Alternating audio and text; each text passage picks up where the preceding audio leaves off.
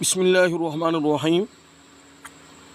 سبق نمبر 3 آپ دیکھ رہے ہیں ہمارا channel Noman Quran online academy, channel 313، تختی نمبر 2، حروف مرکبات۔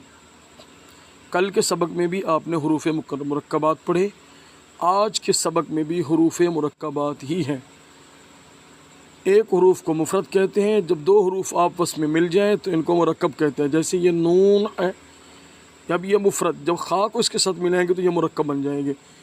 پڑھیں، نون خا، یا ح، با جیم، یا میم، با میم، نون میم، تا میم، سا میم، با یا، نون یا، تا یا،